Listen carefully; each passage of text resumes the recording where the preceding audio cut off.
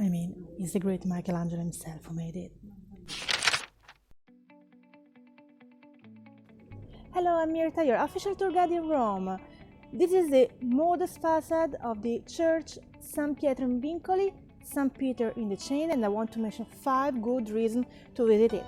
Aren't you curious? Number 5. It's one of the oldest churches in Rome. It was built in 5th century AD. In the year 422, the Empress Eudoxia received the chains used to bind the Apostle Peter, imprisoned in Jerusalem. She took this chain in Rome and presented it to the Pope at that time, which was Leo the Great. Number 4. There is a miracle. Pope Leo, when received these chains by the Empress Eudoxia, compared it with the ones used to bind St. Peter here in Rome in the maritime prison, and the 2 chains miraculously joined together. Number 3. There is a relic.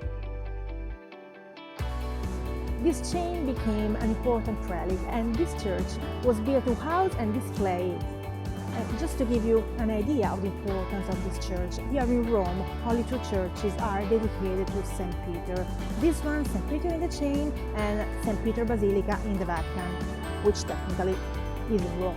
Number 2, it's only a few minutes walking away from the Colosseum. Coming here to end your day exploring the ruins of the Colosseum and Roman Forum should be a great idea. And trust me, because Number 1. Michelangelo Moses. In 1505, Pope Julius II commissioned Michelangelo to build a huge tomb for himself to be placed in St. Peter Basilica. Immediately, Michelangelo started to work at the tomb, but only a couple of years later was interrupted by the Pope Julius II himself, who wanted him to paint the ceiling of Sistine Chapel. So in 1508, Michelangelo started to paint the Sistine Chapel, but constantly aimed to accomplish the tomb of the Pope.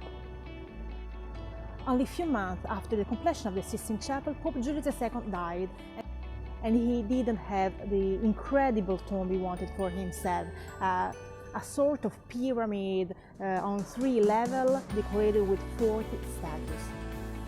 Pope Julius II finally had his tomb only in 1545, and that means 40 years after his commission and 32 years after his death.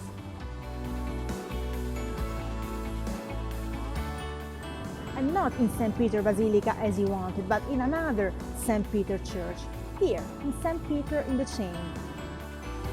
The actual tomb was much smaller than the one originally envisioned, and only one of the sculptures was executed by Michelangelo himself. The big Moses, the only one originally made for the tomb of the Pope. Executed right after the end of the Sistine Chapel and a few months before the death of the Pope.